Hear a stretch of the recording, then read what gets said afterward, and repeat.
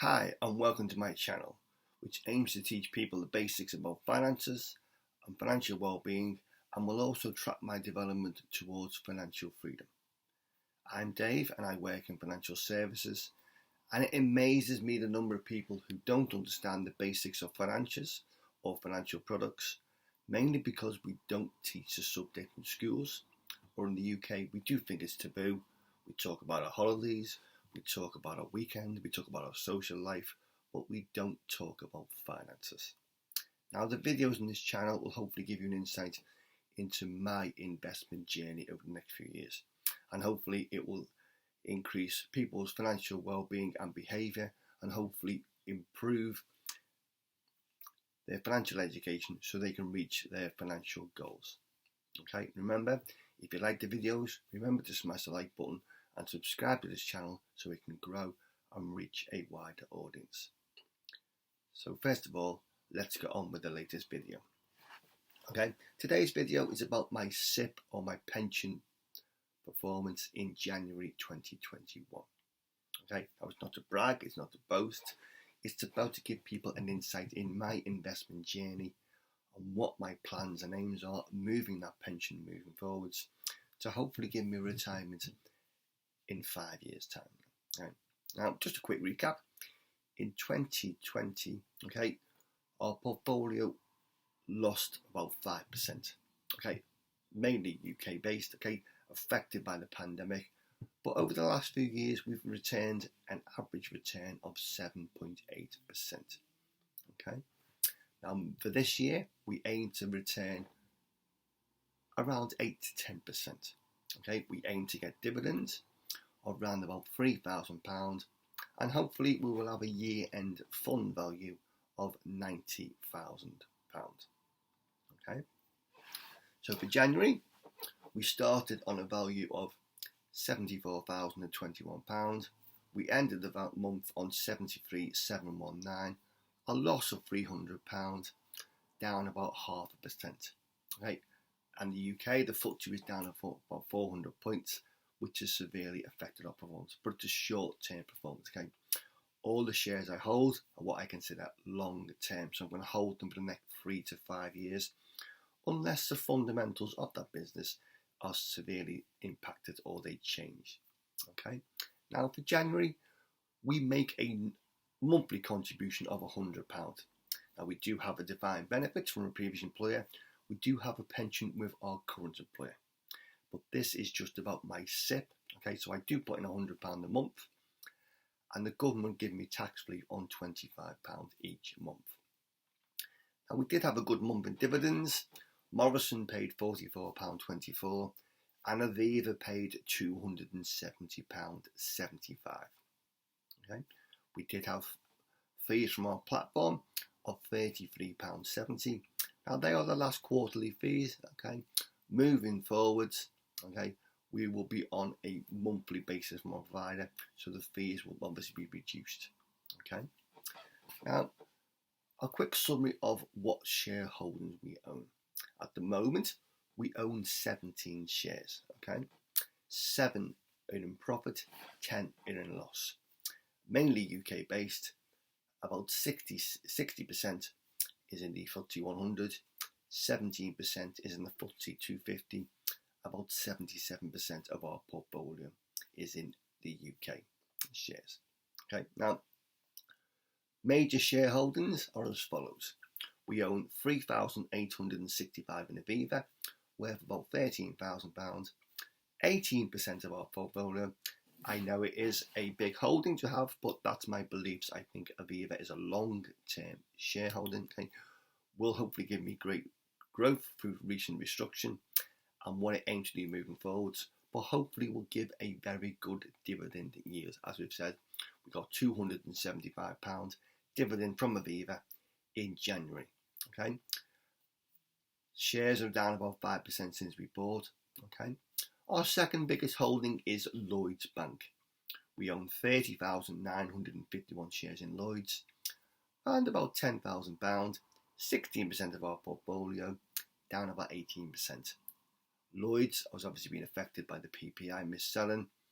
Okay, been affected by COVID and the banking rules, okay, but it will be a long-term shareholding, okay. Hopefully dividends will resume, and 30,000 shares will hopefully give me some very nice dividends, which I can reinvest into other companies in future, okay.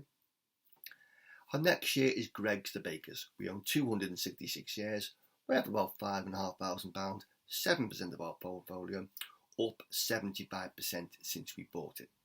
Okay, Greggs has been affected by the high street, but it was a very cash-rich company. It was expanding stores, and it was paying good dividends.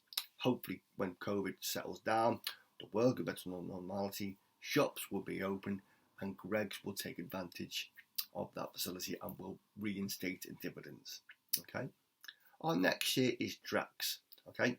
Own the biomass plant. UK come from coal to biomass, but a great growth company. We own 1,130 shares, around about £4,500, 5% of the portfolio. We're up 45% since buying it, but it is a great long-term hold for the future, and when the energy market's going, it does pay a good dividend. Right. Our next share is JD Sports, the retailer. We do own 500 shares, around about £4,000, 5% of our portfolio, and we're up 100%. One of the only shares we've got, very few shares we've actually sold. We did actually buy about £3 share, sold at over £8. When the COVID came and retailers had to close, okay, we took a decision to sell half our shareholding at JD. Since then, it's gone on a buying spree, but the idea was we de-risked from that share, we put that into other funds, and we expanded our portfolio. Okay, but a great long-term hold. Okay, as actually been on buying sprees in America the last few months. Okay, our next share is Barclays. We own 2,797 shares in Barclays, nearly £4,000, 5% of our portfolio, down about 14%. Okay, again, being affected by the banking issues, but a good solid company. Okay, will pay dividends, will be reintroduced. Okay, but a great long-term company, and hopefully a very good dividend share in future. And then going right down to our smallest shareholding. Okay, smallest shareholding, John Menzies, 252 shares. Okay, the aviator had a great market in the aviation, obviously severely affected by the COVID. We did buy £1,000 in shares, now down to about £524, but it makes less than 1%. Hopefully when the aviation business goes back to some kind of normality, okay, it will recover. It will be a long-term hold. Okay. And one thing we have done this month, first time in a while, okay, we've actually sold some shares. We sold 100 shares in Pennant, the water company. We did have 300 down to 200. We made about £932, but the idea was to reinvest that in other shares. Reason being, Pennant was a very good company. It sold off some of its business. It's very cash rich, but it's reduced its dividend from about 30p a share down to 6p a share. So the idea was we were in profit.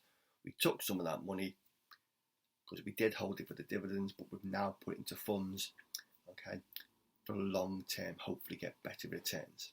Okay. Now hopefully Pennant may well go on a buying spree, or they may well reinstate the dividend, but that is something we will review in the future. So that's just an overview of our main shareholdings. Okay. Other shareholdings we do own include BP, Shell, AG Bar, AJ Bell, okay, Legal and General. Okay, so we do have a mixture of shares, okay, 17 shares, all UK based. Okay, now moving on to our funds. Okay, we own 14 funds. Okay, 13 in profit, 1 in loss, makes up about 23% of our portfolio. Again, predominantly UK based because they've been long-term holds. So 84% of the funds is in UK, 12% is in the US, and we've just expanded, 3% is in Asia.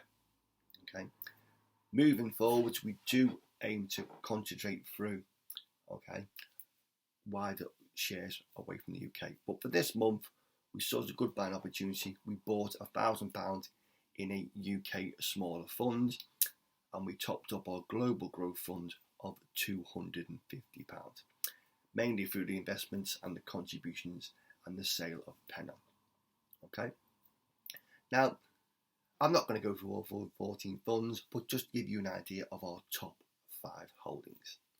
Our largest holding is a legal and general tech fund, £3,600, about 4% of our portfolio, up 30%. Obviously, everyone's been on the tech bandwagon the last few months, okay, but a great long-term hold, and hopefully will give me great returns in future. Okay. Our next fund, Bally Gifford Positive Change, okay, around about £3,500, 4% of our portfolio, up 25%. Again, Bally Gifford had great results, great funds the last 12 months. Hopefully that will continue moving forward, and positive change may be seen as one of the fans moving forward, okay? But fundamentally, a great company, great shareholdings. Our next fund is the Global Equity Fund, worth about £3,100, 4% of the portfolio, up 7%. Okay, the idea was to buy a fund that gives me greater diversification. Okay, our next fund is the UK smaller companies, around about £2,500, 3% of the portfolio, up 28%. I see great growth potential in the US. Okay, as for the US elections, hopefully it will continue moving forward. Okay, but a great long-term hold. Okay, our next fund, okay, predominantly UK, is the Linsell Train UK Equity, £2,400, 3% of our portfolio. Okay, actually lost money, down 2%. But as we all know, Linsell Train has been a great return over the last 5 to 10 years. So it's there for its track record. It may well be UK based, it may well have struggled because of COVID, but fundamentally some great companies for the future. Okay, a great long-term bet. And finally, a UK smaller companies. Okay, we've just bought this month to diversify. £1,000 makes about 1% of our portfolio. We're not in profit because we've only just bought it. But the idea is, hopefully once COVID go back to some kind of normality, UK funds or UK smaller funds will give me great returns for that. Okay, all right. So as I said, we've not gone through 14 funds, but it's an idea to give you an idea of what funds we have and what the aims are of this portfolio. Okay, so predominantly our pension fund for the future, long-term growth of about 8 to 10% a year. Mainly before the COVID or the pandemic was solely UK based. We have changed our ethos since then, but moving forward, we will probably go more from shares or keep our existing holdings from shares, but any new money will be probably invested in funds, will increase our existing holdings. Okay, so hopefully that'll give you an insight of my funds, what we aim to do for this year. Okay, as we said, we're aiming for a return of 8 to 10%.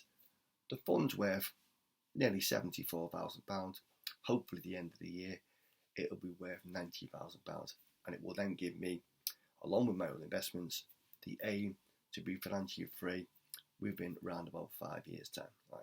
Okay. Remember, if you like the videos, remember to smash the like button and subscribe to this channel so we can grow and reach a wider audience. And hopefully, we'll see you on future videos. Thank you.